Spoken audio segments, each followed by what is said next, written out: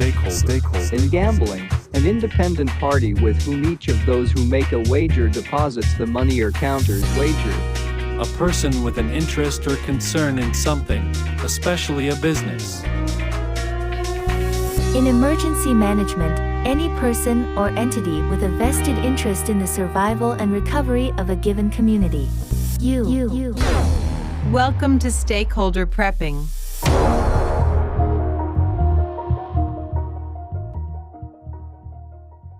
Welcome back to Stakeholder Prepping, where you are the stakeholder in your own survival. We are your hosts. My name is Chris. And I'm AC. And today we are going to be talking about something that is increasing in both severity and frequency. We're gonna talk about floods. And Chris, this is going to be largely your episode because I'm at the top of 1,000-foot hill. So flood really, it's not really in my risk matrix. I mean, obviously, there's some secondary and tertiary effects of floods that would impact me because I may be stuck at the top of 1,000-foot hill after a flood. But the actual flooding part isn't really something that I'm preparing for. Well, by the end of this episode, I am determined to change your mind about at least, not necessarily getting like a flood insurance policy, but at least putting it on your risk matrix. Yeah, well, and you know, the thing that's funny about that is that, yeah, it's one of those things that isn't on my risk matrix, but the secondary and tertiary effects of that are, so I guess maybe it kind of is on my risk matrix. Well, and I'm used to dealing with people in specifically Florida, and every time I'm talking to them about a homeowner's policy and ask about a flood, I live on a hill. I live at the top of a hill. Florida does not have hills. Yeah, no, their hill is still elevation -4.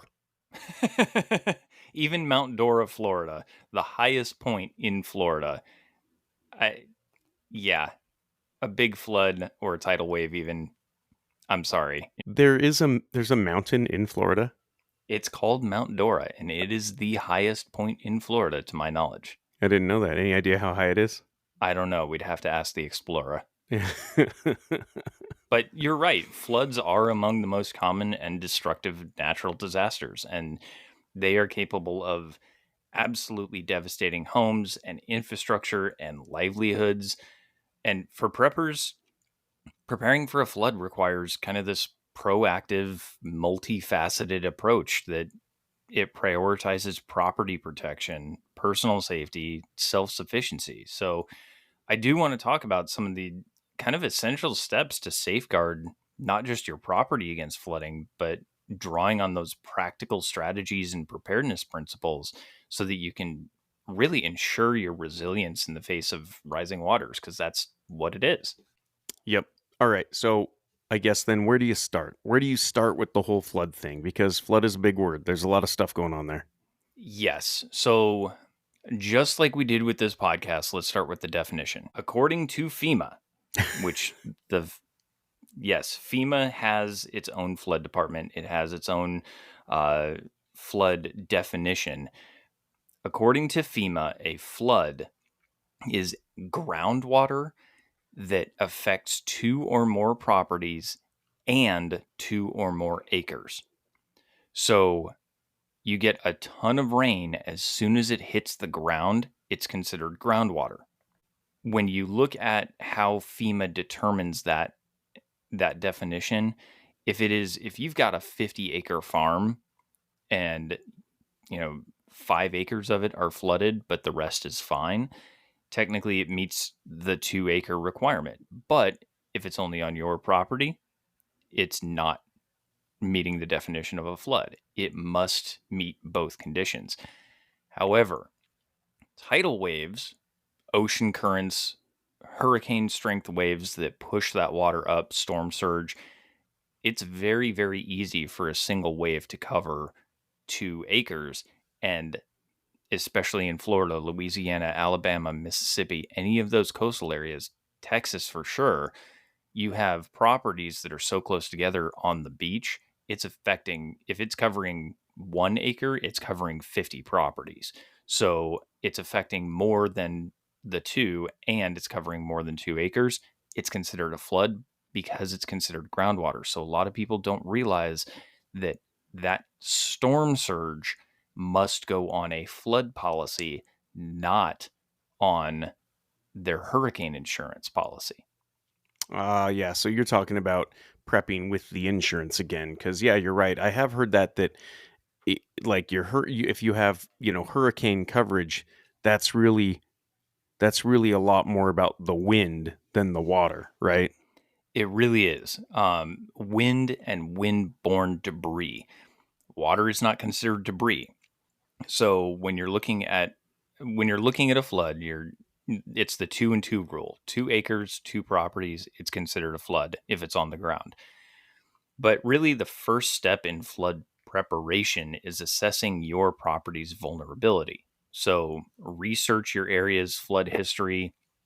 Um, Resources like FEMA's Flood Map Service Center or a local government record office determine if your property is in a floodplain. It's actually very, very easy to do. So, just like you were saying, you live at the top of 1,000-foot hill, elevation does play a critical role. So, properties in those low lying areas near rivers, streams, coastal zones, they are going to face inherently higher risk because of location. I mean, when you were buying your house, I'm sure your realtor said, location, location, location. This is a great property. You'll love it. Well, Right. you'll love it, except for all of the risk that comes with it. So you really have to check your property's drainage patterns using heavy rain to identify areas that are prone to pooling or runoff. And this is where I'm going to change your mind, AC, I promise.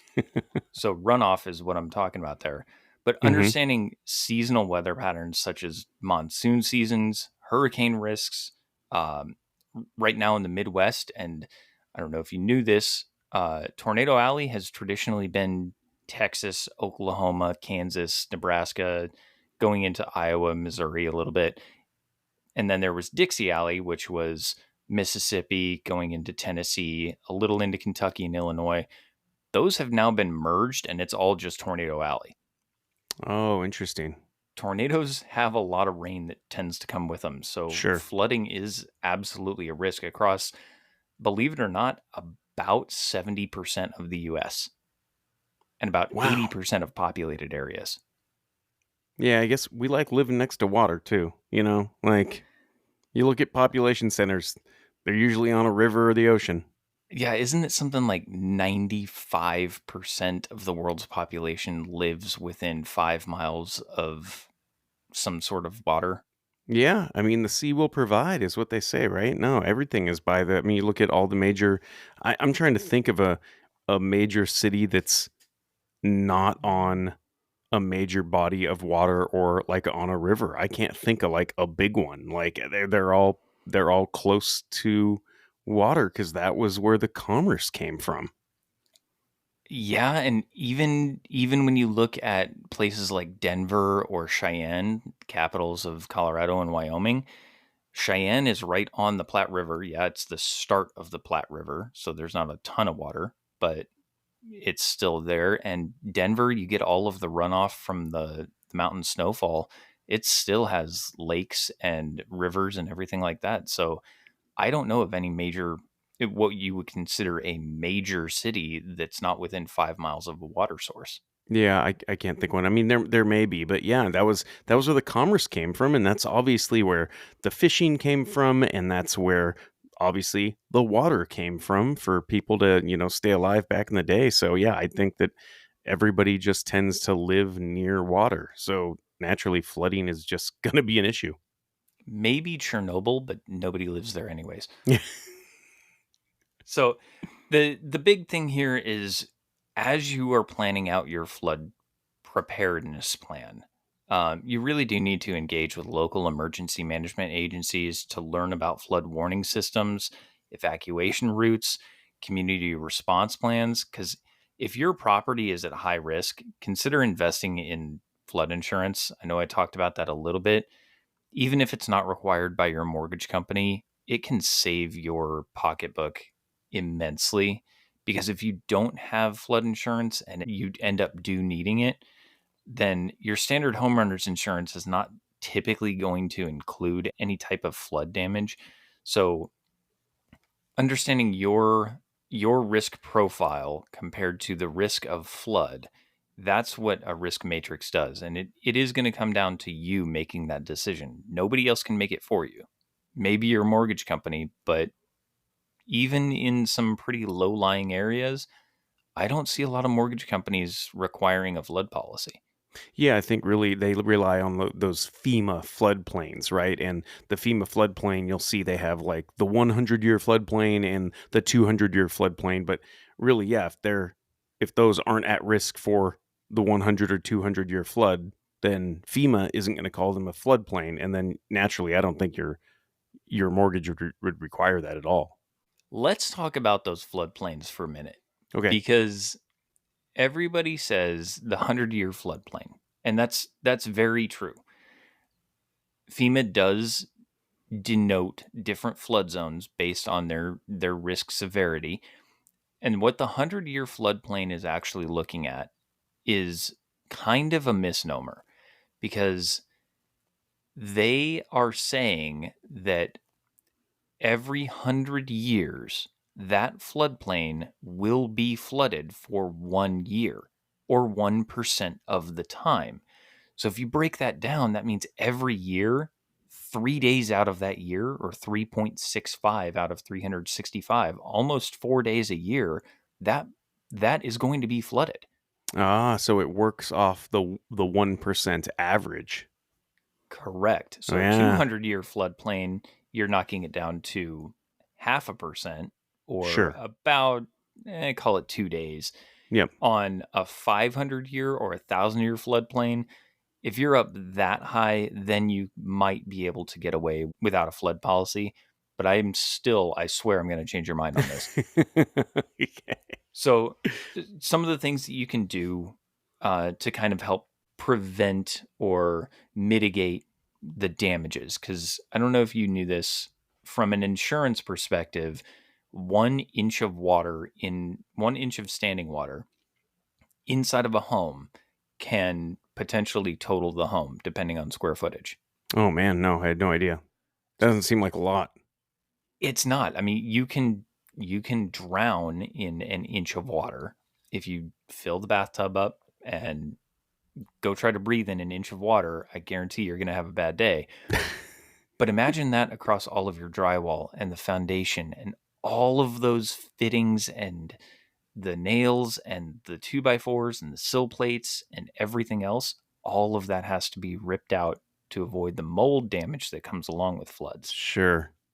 Yeah, So mold is a nasty one too. it really, really is. And it's almost a guaranteed after effect of any flood.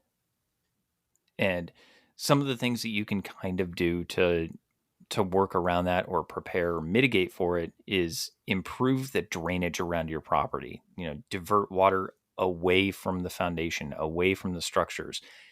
If you are like me and you have a dog who likes to dig holes right next to the fucking foundation, every time it rains, we get a 3 foot mud puddle right next to the house. And so we need to fix that. We either need to elevate it or install some drains. French drains help. Grading can help to channel that runoff to safe areas. Cleaning your gutters and your downspouts, that's a super, super easy one. That's a weekend Sure. project. Yep. And look at just kind of the regular maintenance to prevent those blockages that could cause water to back up. Consider permeable landscaping, or if you are in a drought area, xeriscaping. Gravel, native plants, they're going to reduce that surface runoff and erosion, right?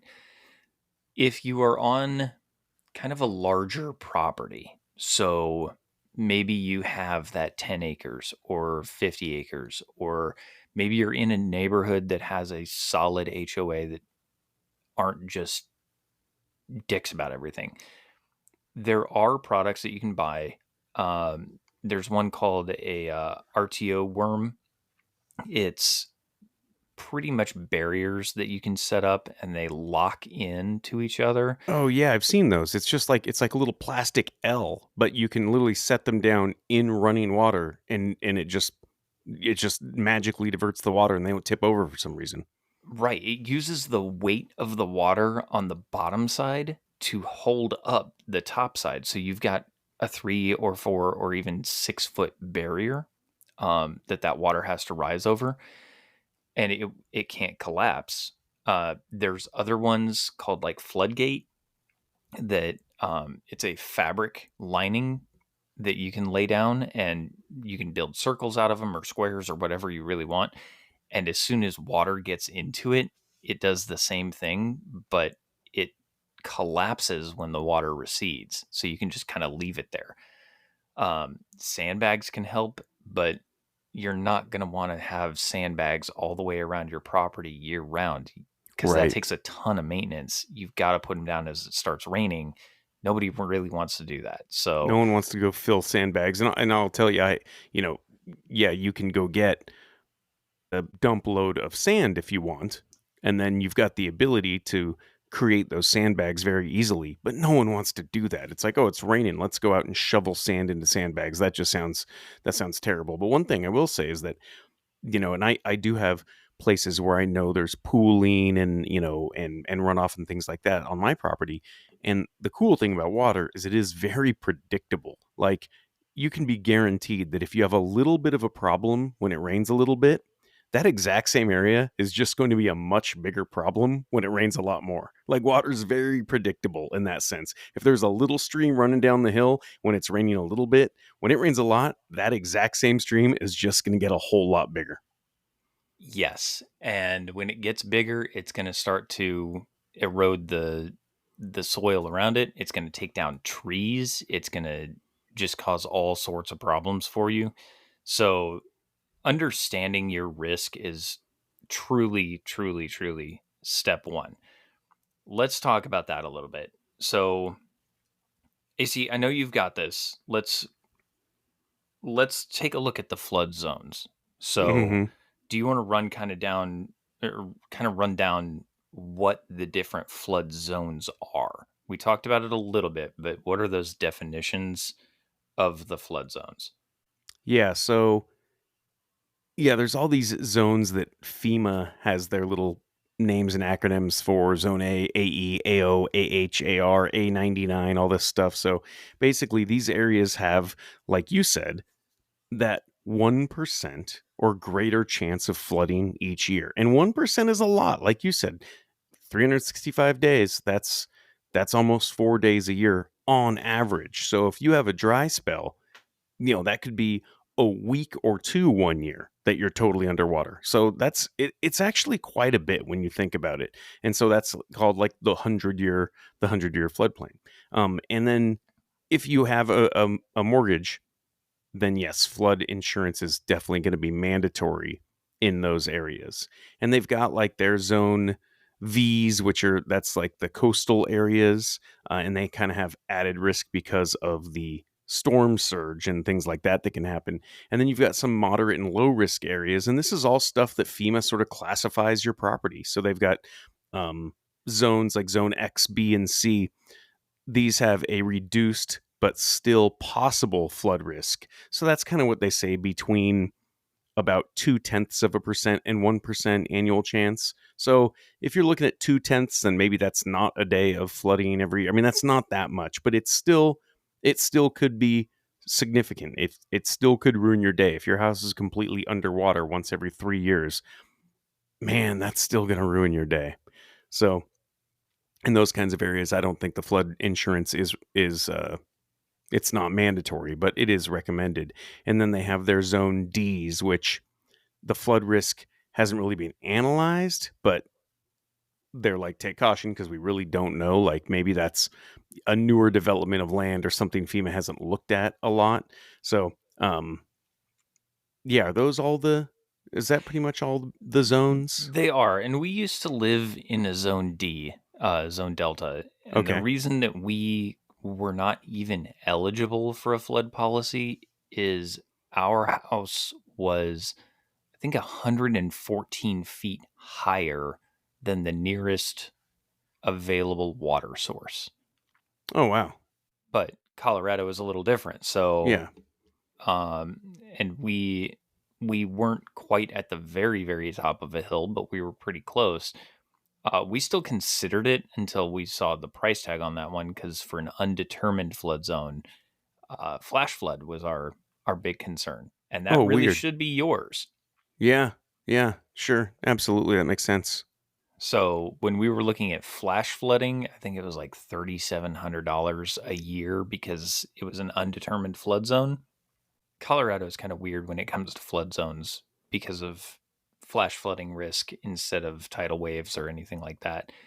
If you are on the top of a hill, you can still get flooded out, and flash floods are powerful enough to not only sweep your house off the foundation, but take the foundation with it. It can erode underneath the foundation, and you can end up with a river running underneath your house in under 20 minutes. Oh, yeah. And it's crazy. You see that a lot in California where you get these flash floods that show up in these relatively dry areas. And then because it's a relatively dry area and they have a lot of forest fires and they don't have a lot of root balls holding the mountainside together, and you see just these big, mudslides going down the hill with everybody's house on it. It's crazy. Recently I was hiking in the Palm Springs Palm Desert area, and there were these areas out, on their public lands, on their trail system. And it was really weird. You'd get in some of these ravines hiking, and you'd look up in a tree that might be, you know, 10 or 15 feet up in the tree, and there's a rock in the tree like the size of a soccer ball. Like, how did that thing get up there? And you look, and it's very easy to see that when a flash flood shows up, and just the amount of dirt and debris and all of the garbage that can run down these ravines with an insane amount of force, that you get these soccer ball sized boulders that are up in the trees because of that. And that's violent. I mean, think about how much energy it's actually taking to move that kind of mass. It's crazy. And that's why flash floods specifically should be on your risk matrix, because you are at an elevation where I'm assuming you have a lot of pine around you. R- Yeah, Maybe Doug fir, Douglas fir. same thing. Okay. So if you did have a forest fire, it would be devastating to the area. But let's say that forest fire didn't take your house, right? Right. There are no more roots that are alive to soak up that water or hold the soil together above you. So if you get a drenching rain or an atmospheric river that's just absolutely dumping on you, it has nowhere to go. It can't soak in. There's nothing to actually soak up that moisture like a sponge, like the forest floor. So it has to go somewhere. It's going to go downhill just because of the laws of physics as we know them and gravity. And if you've got, you know, if you think about a gallon of water weighs right at 7.8 pounds, Hmm. how many gallons of water are in a flash flood? Because I've seen reports of 15 to 17,000 gallons per second for a Yeah. major flash flood. That amount of Yeah. force, you don't have a house to worry about anymore. The amount of energy and the amount of just the amount of force it takes to move that kind of water. Yeah, it's insane. Yeah, you can't stop it. And if it has nowhere else to go, because burn scar areas are very, very prone to flash floods. They're prone to landslides, mudslides, which also fall under that FEMA definition. But if you get a soccer ball boulder in a tree, if that lands on your roof, I don't think you're really, unless you've got a concrete tile roof Right. with rhino liner, I don't know. Yeah. I don't think your roof is going to survive that. So you really do have to determine the risk level for your property, right? Yep. And if you are in an A, AE, AO, VVE, any of those higher risk areas, if you are in a high risk property area, you really should be looking at investing in some sort of structural barrier, whether that is sandbags or a permanent solution like a flood wall or a levee that can protect a larger area. You're not going to do that just for your house, but temporary measures, things like sandbags, inflatable flood barriers, they're going to offer flexibility to you. A lot of those inflatable ones will roll up and you can store them in your garage. You can retrofit your home with flood resistant materials like concrete floors, water resistant or mold resistant drywall. Um, an easy one, a relatively easy one, is to seal the foundation cracks so that you minimize that seepage. And I mean, if feasible, elevate your home on piers or pilings. It's expensive, but if you're looking at homesteading or building a new home, it could be absolutely worth it for that long-term solution. Yeah, and like the French drain you mentioned is an easy one. I remember, as a kid, you go tent camping, and if it was raining, I guess I'm just a fair weather camper now. I think my parents were just like, "No, I don't care. We're going camping. It's raining out." But then you would trench around the tent, right? And that's how you would keep that water from getting in the tent. That was something you figured out as a child, that just trench around it and then you don't get that rainwater into your tent. And that's really essentially what a French drain is you're installing this drainage system around your home so that when the water does back up, it doesn't go into your house, it goes down the drain. It's the same thing. It's a very childish thing, and it's very, very simple because, like I said, water's pretty darn predictable. It really is. And when I was in Boy Scouts, we called that moating the castle. Moating the castle, exactly. That's exactly right. You just trench out the tent a little bit, and then yeah, you're not going to get the water in the tent if you get a couple inches on the ground. And that's exactly what you're doing with these drainage systems. It's very simple. Yeah, and a French drain, all it is it's running the water underground so you can walk over the top of it without, you know, completely destroying your brand Right. new Air Jordans. So another part of this is that's all well and good. Your preparations, your mitigations, that's great before the flood happens. Another thing that you should be looking at is stocking essential supplies. So a well prepared prepper is going to have those supplies to weather a flood or just about any other natural disaster: tornado, hurricane, landslide, earthquake, avalanche. Right. These aren't a lot of that isn't really flood specific, right? These are the things you should have for any time you may not have access to supplies outside your home, right? I mean, Exactly. this is pretty simple stuff. This isn't flood specific things. These are things everybody listening should already have. The standard, the 2 weeks worth of non-perishable food, the potable water. They say 1 gallon a day per person. That's the comfortable amount. That's like your drinking, cooking, bathing amount of water per day. Some kind of way to purify water is a big one, whether it is water purification tablets or, your Sawyer mini water filter, uh, bleach. If you know the right amount of bleach to put in whatever those containers you're storing water in is a big one, or, even just being able um, to boil water, right? Like I have a wood stove, I can kind of have unlimited boiling water. But the thing to think about there is that flood water, it's often contaminated, and Oh, it's you're not. dirty. It's dirty. You're not going to be able to boil out the oil and sludge and all of the contaminants. You're not that the water purification and the little mini pumps aren't going to do anything when you've got 2050 motor oil in half of your drinking water. It's just not. That's not going to help. Or if you live next to an airport that has had problems in the past, looking at you, Peterson Air Base, jet fuel in the drinking water supply. Oh, So sure. you try to Yep. boil it, and all of a sudden your water is on fire. Yep. Mm, Doesn't work for you. So it's something to think about, that if you're planning on harvesting groundwater after a flood, that's probably not a really good idea because there's going to be some nasty stuff in that groundwater. Now, obviously, having having a gutter system where you can harvest drainage water like a garden barrel or something like that, sure, you can probably still harvest that water. But if you just think, well, there's going to be a bunch of water outside, I don't need it.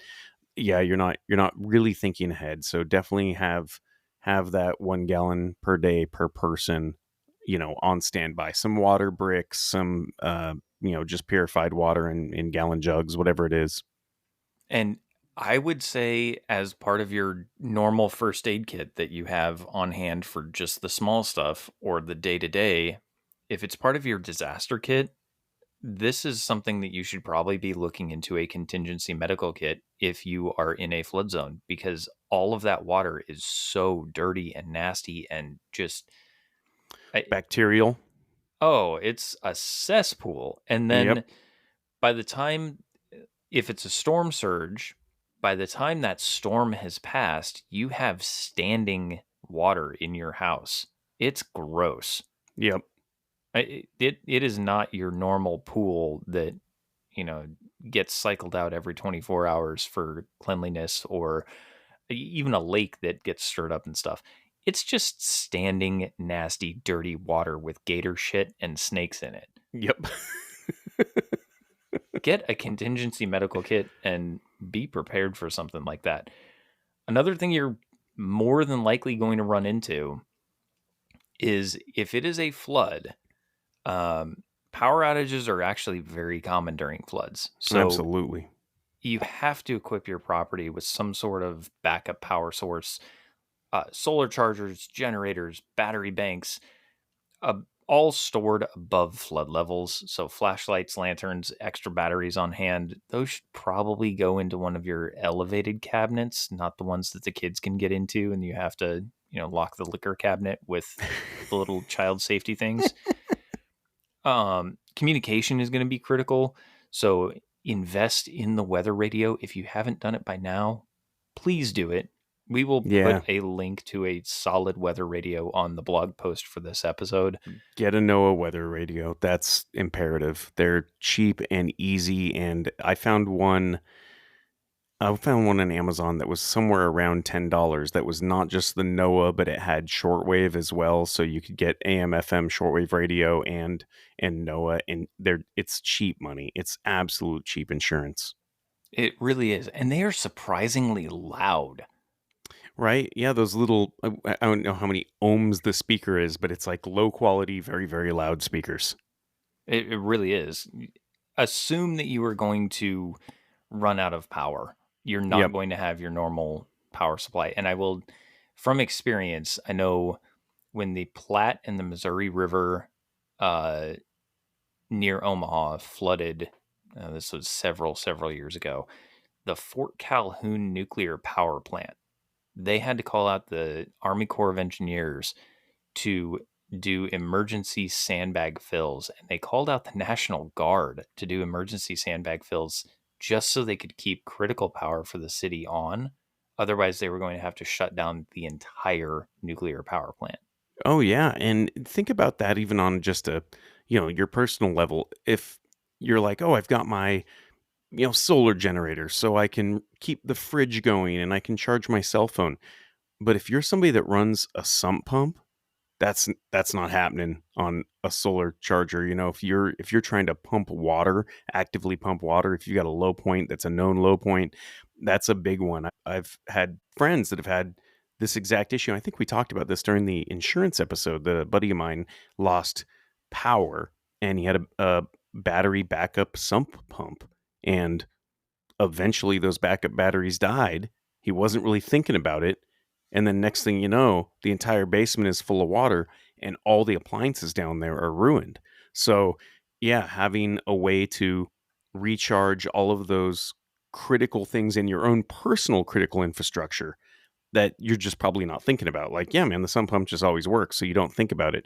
But if you don't have electricity and you're going to be facing a flood and rising water levels, those are things you have to think about, is keeping the water off of your own personal critical infrastructure, the hot water heater, the basement freezer, all of those things. You've got to be able to keep water off of that stuff.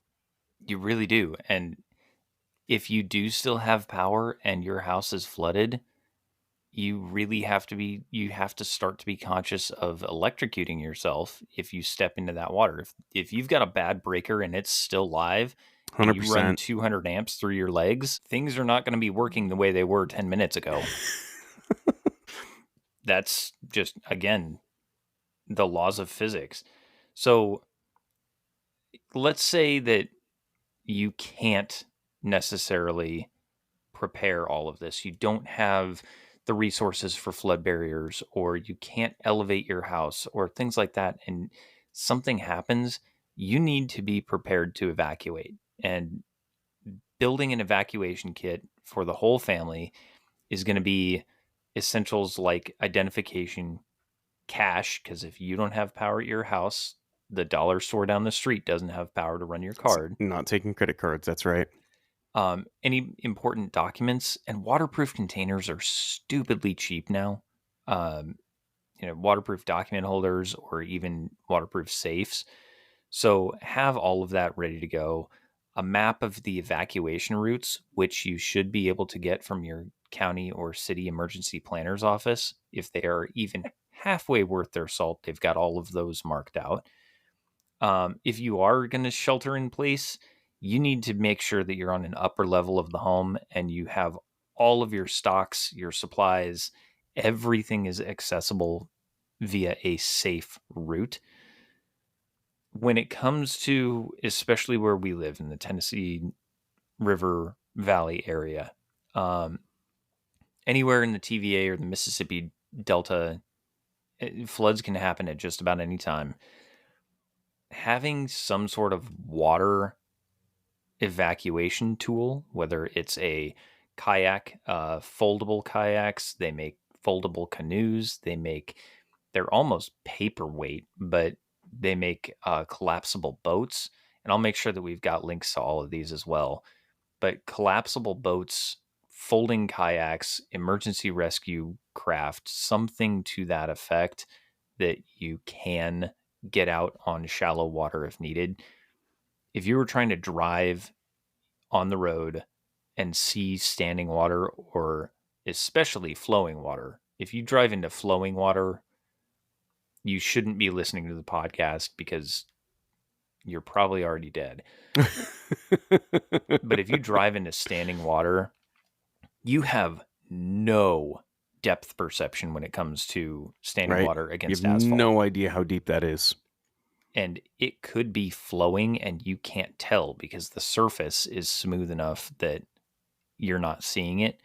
But I think it's 4 inches of standing water or 4 inches of moving water can relocate a mid-size SUV. Yep. 6 inches can relocate a heavy truck, and 8 inches can relocate a fire truck. And that's not a lot. 8 inches of water is not a lot. No, when you take a bath, you're in more than 8 inches of water. So just think about perspective here. Turn around, don't drown is the way that emergency management looks at it. Follow the rules. Don't try to drive through that shit. You're going to end up with probably alligators in your back seat, and they're not going to be happy that they're all of a sudden moving in a direction they don't want to. Yeah, like you said, having the evacuation route is a really big one. And, think about it. If you've got that list of the sort of the high ground evacuation routes that you can get from your local emergency management office, you can go buy a MyTopo map and you can just draw those routes on it. Go get a laminated topographical map from MyTopo that's got all your local roads on it, and then you can just draw in erasable marker all of the routes that you get from your county emergency manager, so what's your primary, what's your alternate, what's your contingency, and what's your emergency route away. And like you said, Chris, the emergency route, it may involve the inflatable savior raft or something. Yeah, and if you really can't get out, build a beacon. All it takes is some sort of inflatable balloon, and they do sell kits for these that you basically pull the tab. It's got a self-contained helium pack in there, and it was designed for avalanche rescue, but This balloon goes like 150 feet in the air. It's I've seen bright those. orange. Yeah. Yeah, they're super cool, and it's got the little strobe on it, so night vision can pick it up and everything like that. Build some sort of signal to air rescue that you are there. But if you're really thinking this out and being smart about it, one, you won't be there, but two, there will be some way to tear down that signal once you are gone so that other rescuers are not going back to your house after you've already left. Sure. Yep. You see cows on the roof. That does legitimately happen. And those cows are standing up there because it's dry. You're going to be standing up there because it's dry. So you're going to be sharing your rooftop with a bunch of cattle. If you don't have a way to signal, your head is about the size of a coconut. Find a coconut from 1,500 feet in the air. Yeah, I can't do it. No, you have to have some way to signal. Yeah, maybe it's just the fluorescent spray paint that's in your ditch bag, your go bag, because you can actually signal rescuers by painting on the roof. That's a very common one. Exactly. And a truly comprehensive flood response plan, it's going to ensure that you and your household can all act swiftly. Uh, as soon as those warnings are issued, whether it's an aerial flood warning or a flash flood or a flood warning, but designate roles for everyone in the family. Maybe it's securing the outdoor items or filling sandbags or gathering supplies, establishing a communication protocol so that you know who you're talking to the neighbors or your parents or the person down the street that you're not really sure if you like them, but they're invited to the barbecue. Include some sort of designated contact outside of that flood zone so that if you get stuck, they know where to direct rescue to. Because even if you practice your evacuation drills to familiarize everyone with the routes, procedures, if it is a flash flood, you may not have time. Yeah. Oh, absolutely. Yep. But that's where identifying multiple evacuation destinations as well as routes, that can come in very handy. High ground, away from the water, shelters, relatives' homes, map out those primary, alternate, contingency, emergency, map out your pace routes and have everybody know them. And, as soon as it starts raining, dust off that book, have everybody review them, and everybody gets a copy. And I really don't like the idea of sheltering in place for a massive flood or even a small flood. But Sure. if you're stuck doing that, you really do need to determine the safest area of your home, typically an upper floor, sometimes the attic, and you need to ensure that it's equipped with supplies and emergency exits. It's the exact opposite of your tornado shelter. Your tornado shelter should be base level, a secured room where you have everything ready to go and it's tough to get in and out of for debris. A flood, unless it's an airtight container, you're not going to get out of it. And if it's an airtight container, you're going to end up suffocating. Yep. You got to have an axe in your attic if that's where you plan to bug in during a flood, because you never know how high those floodwaters are going to go. Very, very true. Let's talk about self-sufficiency post flood. This is something a lot of people forget about. So floods will oftentimes disrupt utilities. They're going to disrupt supply chains, access to services, sometimes for days, sometimes for weeks. Look at Sure. how long the power was out in New Orleans during Katrina. Oh yeah. No, Katrina's like the textbook for this stuff. It really is. Once those levees gave way, it was game on. And you should be kind of planning for self-sufficiency during recovery. So tools for debris removal, things like shovels, chainsaws, definitely work gloves. You don't want to get a blister and then get it infected with dirty gator water. Something to clear your property. Tarps, plywood, basic repair materials, something to address immediate damage. Again, coming from an insurance perspective, if you don't take any sort of action to mitigate further damage, technically, depending on your carrier, your claim could be denied. Yeah, that's right. You have a duty to mitigate damage. So you've got to be able to, do what you can to keep the keep the water off of your stuff if you could have. And having the tarps, like, dude, I stock tarps just because they're cheap. And when I go to Harbor Freight and they're on sale, I'm like, yeah, man, I'm buying a couple of tarps.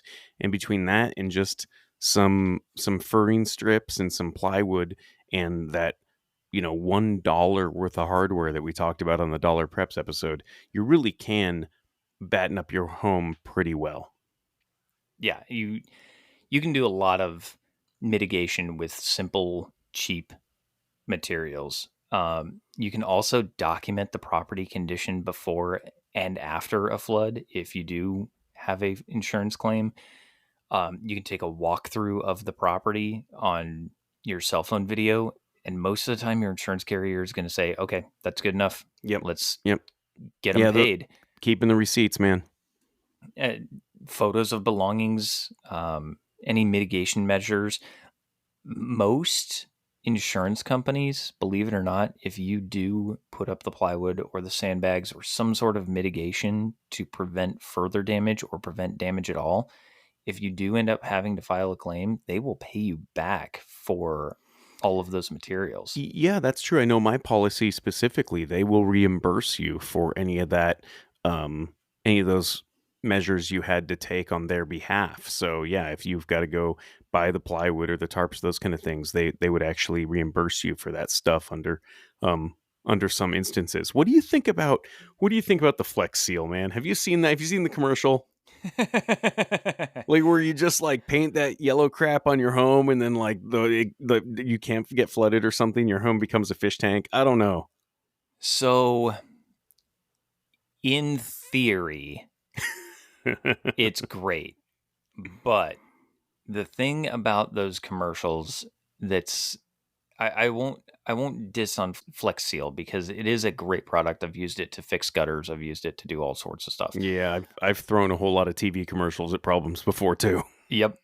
The problem with a standard home is it is far too heavy for the Flex Seal to support the structural weight of that home, especially with hundreds and hundreds and hundreds of thousands of gallons of water bearing down on it. Sure.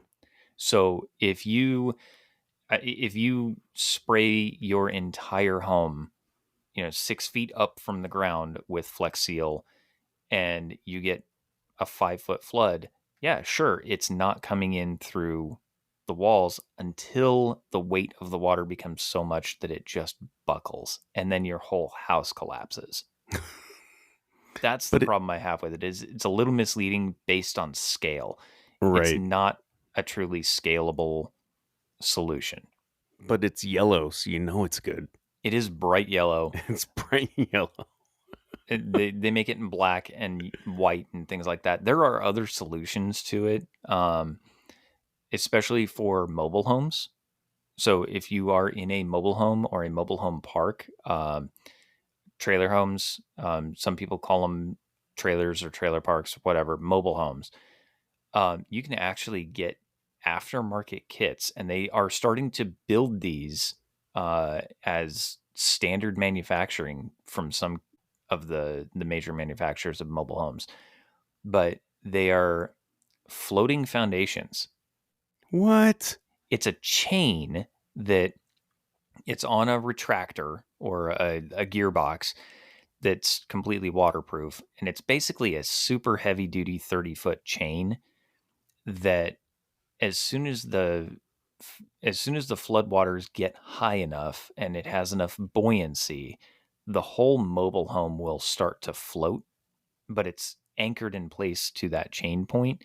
And then as the waters start to recede, you hit a button and it starts to retract that chain.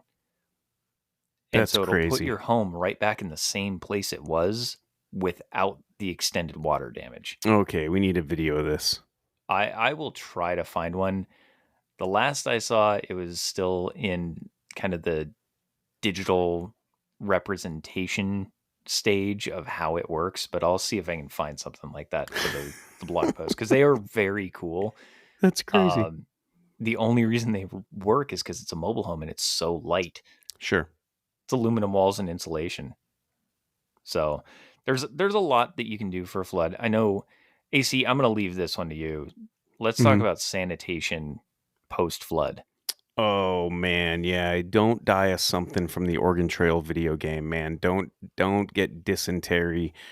Yeah, you're gonna be you're gonna be hanging out in poop water. And that's just how it is. So there's a couple of things you got to think about, like having the PPE, right? The personal protection. Wait a minute, what's PPE stand for? Personal protection or personal protective equipment. Personal protective equipment. Yeah, having the PPE. So getting you can get those like the Tyvek bunny suits.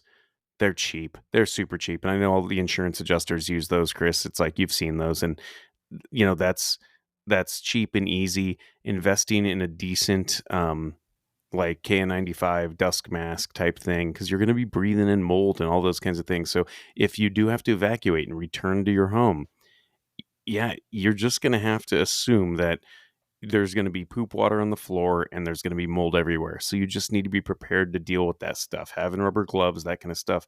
Now, if you ride it out and you're on a normal sewer system or anything that we really talked about in the sanitation episode, well, you might find yourself unable to use your current facilities at the home because they're likely below grade and there's likely standing water. So you're gonna have to have an idea to deal with that. One of those little porta john type things are a really good idea. If you've got a camper or a mobile home, that's a great one because obviously that's a really good lifeboat for all kinds of SHTF scenarios, including the flood.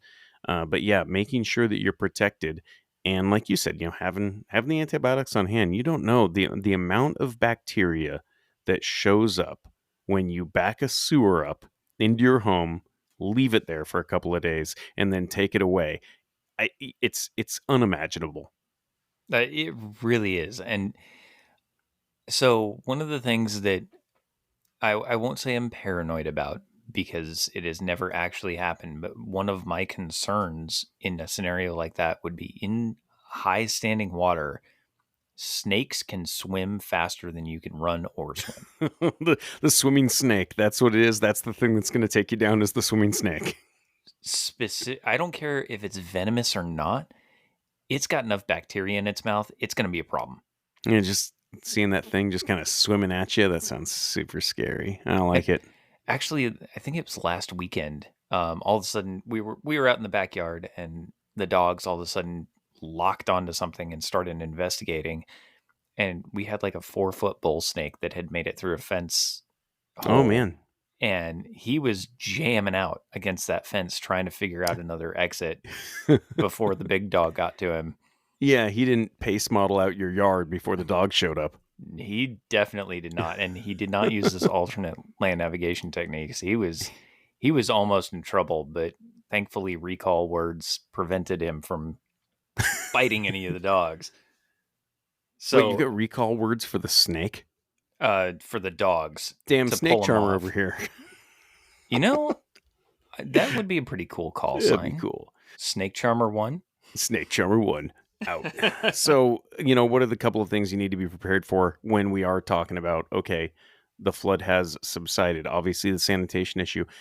Mold test kits, very inexpensive, and water test kits, very inexpensive. This is something very common. Like, let's say you're on a well. Well, if you've had a flood and now all these contaminants are working their way,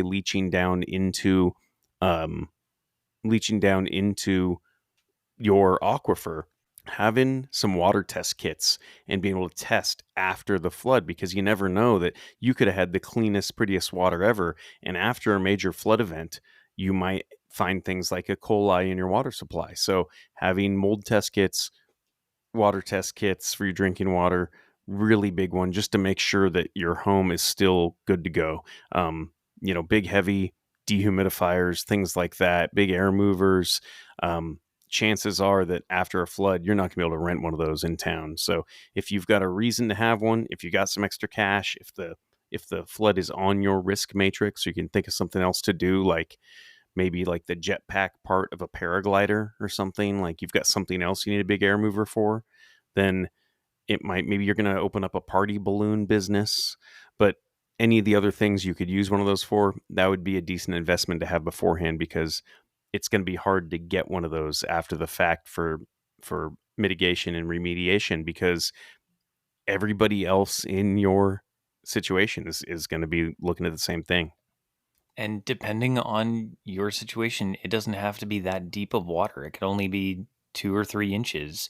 But if you're walking around in it, and if you've got super small cuts on your foot, you also need to look at that getting infected. So even a pair of heavy duty snake gaiters, which are little booty extensions that come up off of your boot up to about your knee height, or the fishing waders, just something to protect your feet from dirty water, that can help it as well. And they're not terribly expensive.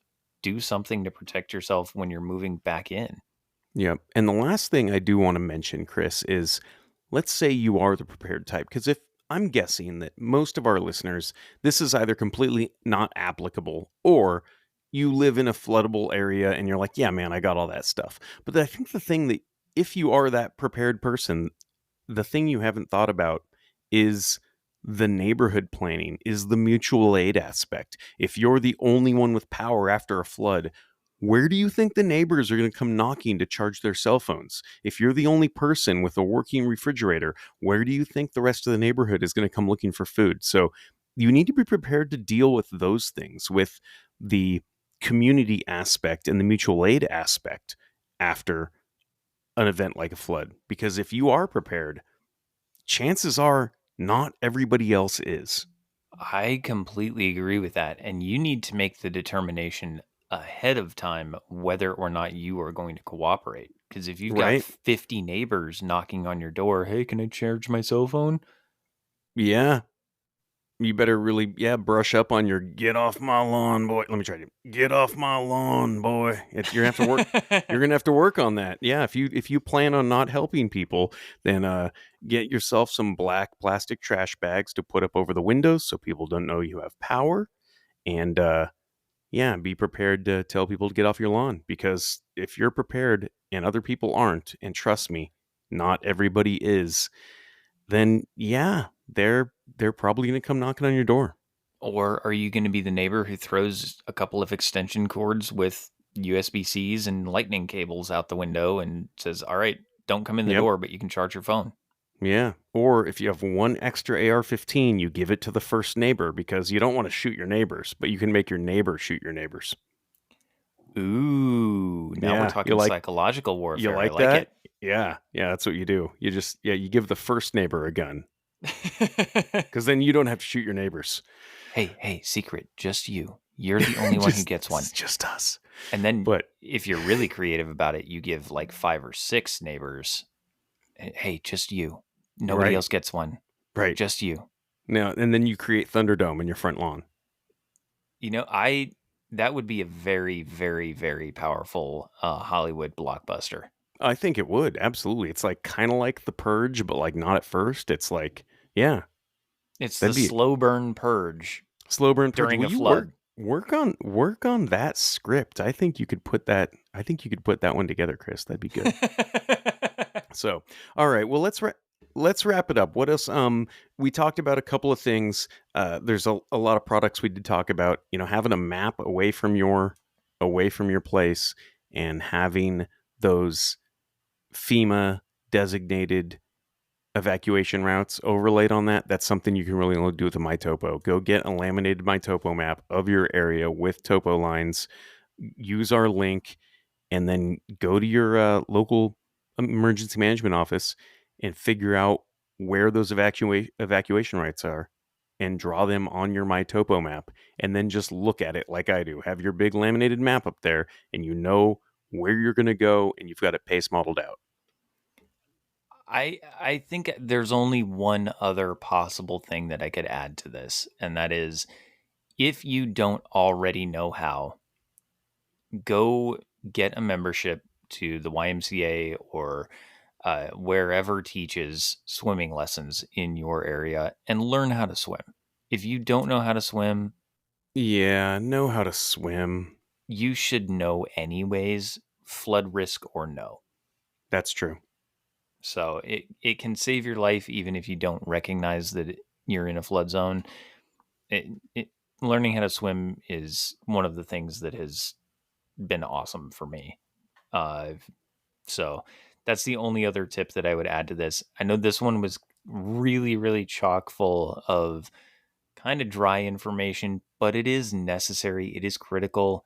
It is flood season in the United States, and it's about to be hurricane season. Actually, when this episode drops, it will officially be the start of hurricane season, and Yep. there's already stuff on the horizon. So I think that's about going to wrap this one up, AC. Definitely join us next week for our next adventure. And until then, just remember you are your own stakeholder.